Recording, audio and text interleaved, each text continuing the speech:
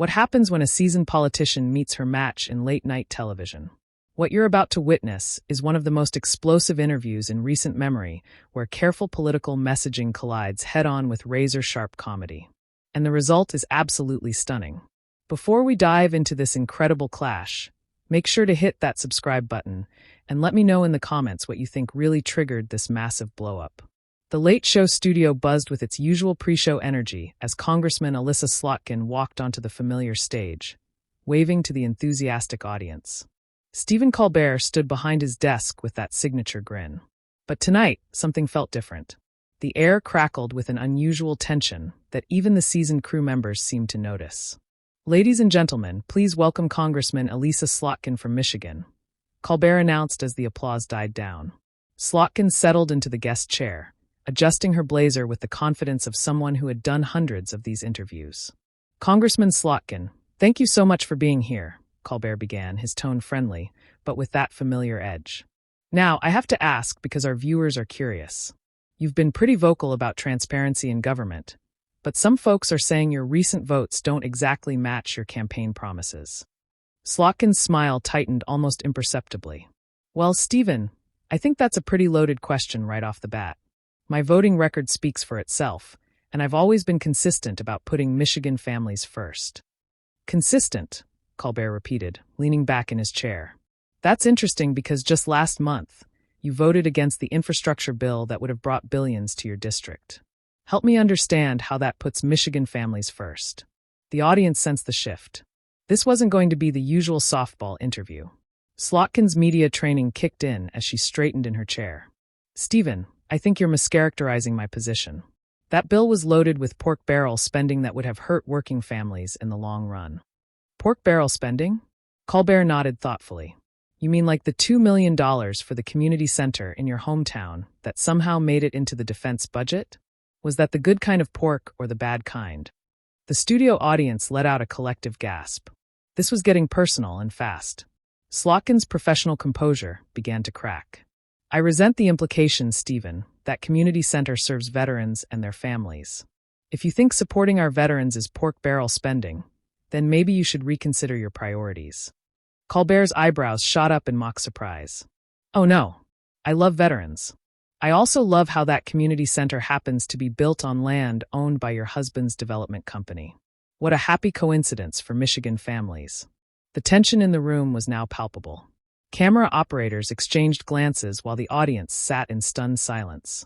This wasn't the playful political banter they were used to seeing. Slotkin's face flushed red as she gripped the armrests of her chair. "That is completely out of line, Stephen. My family's business interests are completely separate from my congressional duties, and the fact that you would even suggest otherwise shows just how desperate your writers are for content."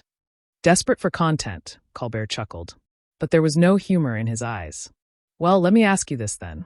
Your committee voted to increase defense spending by $40 billion while cutting education funding. Can you explain to a teacher in your district why we need more missiles, but fewer textbooks?"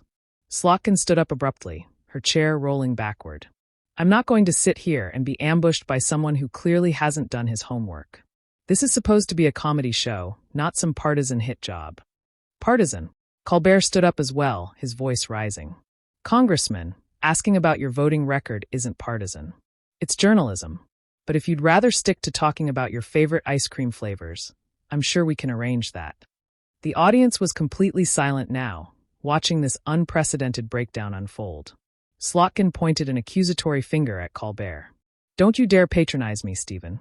I've been fighting for working families while you've been making jokes from your ivory tower. You have no idea what real public service looks like." "Real public service?" Colbert's voice dripped with sarcasm.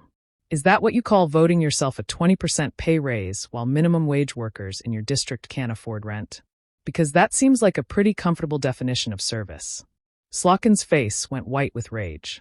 "That vote was part of a comprehensive package that you're deliberately misrepresenting. This is exactly what's wrong with media today. You take complex issues and turn them into cheap sound bites for your liberal audience." The gloves were completely off now. Colbert walked around his desk, getting closer to his guest. "Liberal audience, Congressman, I think you're confused about who you're talking to. I'm asking you direct questions about your record, and instead of answering them, You're attacking me and my viewers. Is this how you handle accountability in Congress, too? Accountability. Slotkin laughed bitterly. That's rich coming from someone who's never had to make a tough decision in his life. You sit behind that desk and mock people who are actually trying to solve problems. The studio had become a pressure cooker. Even the band members were leaning forward, captivated by this dramatic confrontation. Colbert's producer could be seen off camera making frantic hand gestures, but neither host nor guest seemed to notice. Solve problems, Colbert shot back. Like the problem of your campaign finance reports that somehow forgot to mention $200,000 in donations from pharmaceutical companies. Or is math just not your strong suit? That was the final straw. Slotkin's eyes blazed with fury as she took a step toward Colbert. How dare you question my integrity based on lies and conspiracy theories? Those donations were completely legal and properly reported, unlike the dark money that funds this show. Dark money, Colbert repeated, his voice deadly calm. Congressman, are you seriously suggesting that CBS is some kind of shadowy organization? Because I hate to break it to you, but we're pretty transparent about our advertisers. Can you say the same about your super PAC? The audience was witnessing something unprecedented. Political guests had gotten uncomfortable before, but this level of open hostility was uncharted territory. Slotkin's hands were visibly shaking as she pointed at Colbert. You want to talk about transparency? Let's talk about how you coordinate with Democratic leadership to craft your monologues. Let's talk about how you use comedy as a weapon to destroy anyone who doesn't fall in line with your agenda. Colbert's famous grin completely disappeared. My agenda? Congressman, my agenda is pretty simple. I ask questions, I make jokes, and I try to entertain people.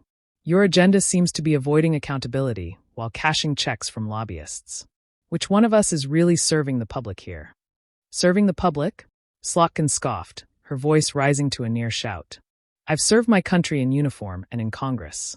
What have you done besides mock people from behind a desk? You're nothing but a privileged comedian who thinks he understands real-world problems. The insult hit its mark. Colbert's jaw clenched as he stared at his guest. Privileged comedian. That's interesting coming from someone who grew up in a mansion and bought her first congressional seat with daddy's money. But please tell me more about understanding real-world problems. Slotkin's face went crimson. My father built his business from nothing, and I earned everything I have, unlike some people who got handed a television show because they could do a funny voice. A funny voice.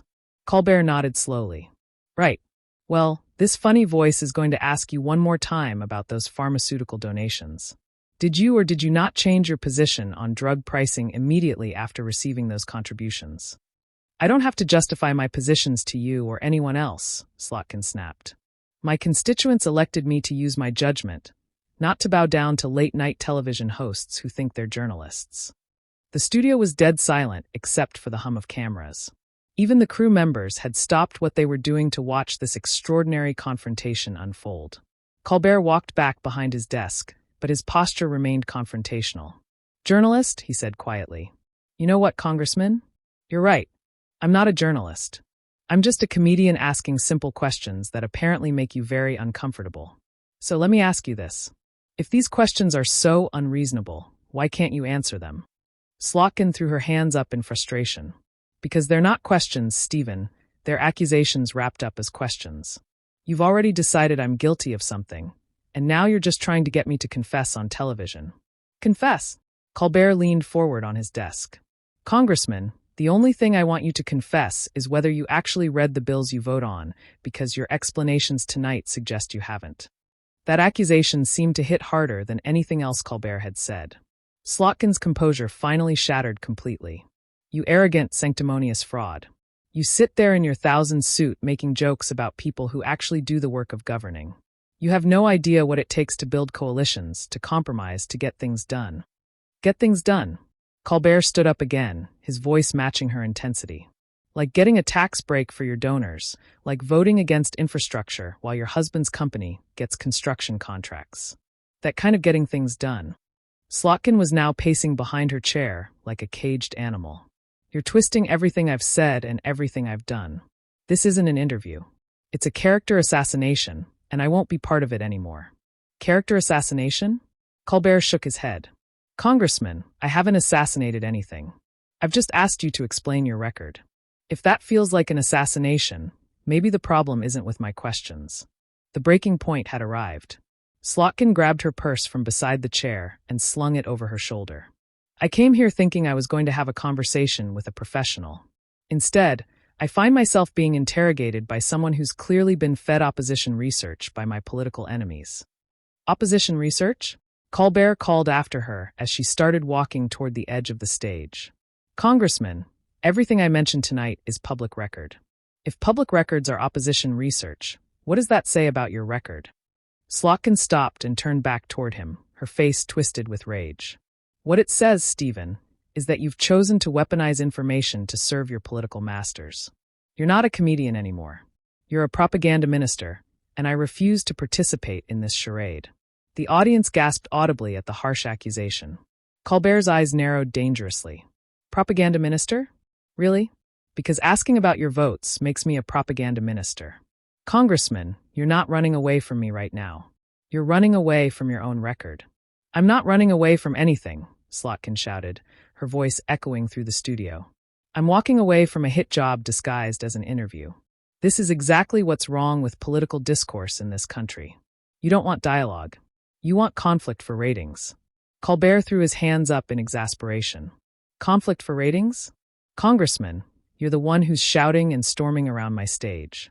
All I did was ask you about your votes. If that creates conflict, maybe you should examine why your own record makes you so defensive. Slotkin was now at the edge of the stage, the studio lights casting dramatic shadows across her furious expression. The cameras followed her every movement as she delivered what would become the most quoted line of the entire confrontation. You know what, Stephen?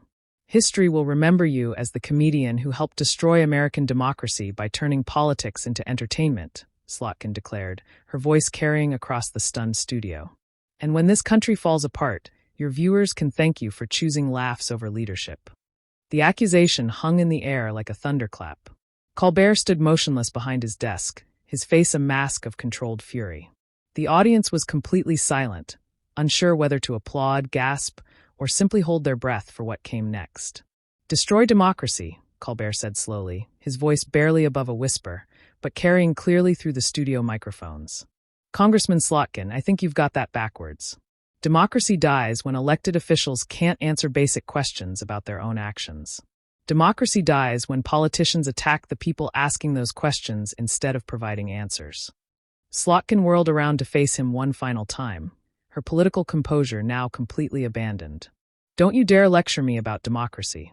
I've sworn an oath to defend this country twice. Once in uniform and once in Congress.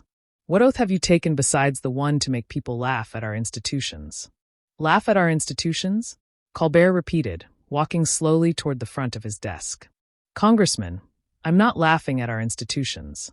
I'm asking why you're failing them. There's a difference even if you can't see it from where you're standing.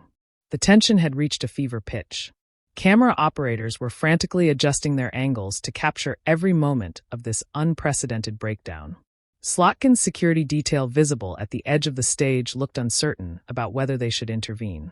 Failing them, Slotkin laughed bitterly, a sound devoid of any humor. I've dedicated my life to public service while you've dedicated yours to tearing down anyone who actually tries to govern. You want to know what's wrong with politics? Look in the mirror, Stephen. You've turned serious issues into punchlines. Colbert's patience finally snapped. Punchlines? Congressman, the only punchline here is a politician who can't explain why she votes one way and talks another. You want to blame me for the state of politics? I'm not the one taking money from lobbyists and pretending to represent working families. There it is, Slotkin shouted, pointing an accusatory finger at him. The real Stephen Colbert, not the funny guy who pretends to care about people, but the partisan hack who destroys anyone who doesn't march in lockstep with his agenda. You're everything that's wrong with media today. The studio erupted in shocked murmurs as audience members began to realize they were witnessing something that would be replayed and analyzed for weeks to come.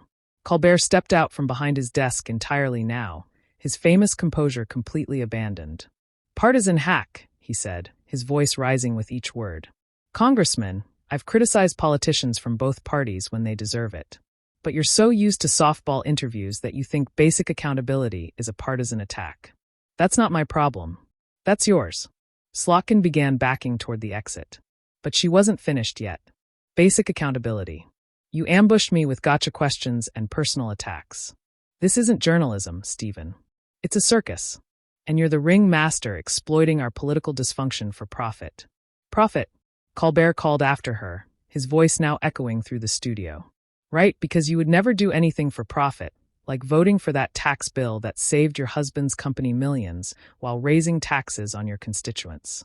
But sure, let's talk about who's profiting from dysfunction. That final accusation proved to be the last straw. Slotkin stopped dead in her tracks, her body rigid with rage. You want a circus, Stephen? Congratulations, you've got one. But don't pretend this is about serving the public. This is about serving your ego and your ratings. My ego, Colbert shot back, his voice carrying a dangerous edge. At least I'm honest about what I am. I'm a comedian who asks tough questions. You're a politician who can't answer them, but you want people to trust you with their lives and their futures. Slotkin's final response came as a near scream that silenced even the ambient noise in the studio. I don't have to listen to this garbage from someone who's never made a hard decision in his life. Enjoy your ratings, Stephen, because that's all you'll be remembered for. With those words, she turned her back on Colbert and stormed toward the exit, her heels clicking rapidly against the studio floor.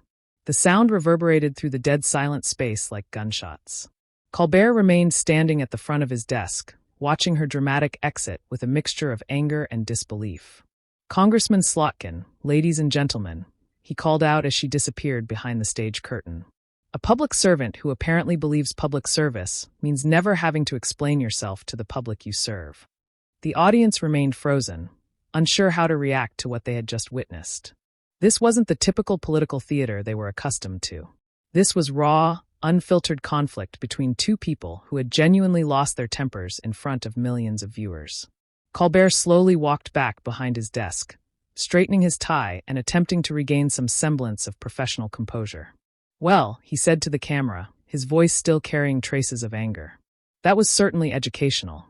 I guess we learned that some politicians really don't like answering questions about their record. The studio remained eerily quiet as Colbert tried to transition back to his normal show format, but the damage was done. What had started as a routine political interview had devolved into one of the most explosive confrontations in late-night television history. The cameras captured every moment as security personnel could be heard in the background dealing with the aftermath of Slotkin's dramatic exit. This wasn't just political theater anymore. It was genuine conflict that had spiraled completely out of control in front of a live audience. And there you have it, one of the most shocking political interviews ever recorded. What do you think really caused this massive blow-up? Was Colbert out of line with his questions, or was Slotkin unable to handle basic accountability? Drop your thoughts in the comments below, and make sure to hit that subscribe button for more incredible political moments like this one.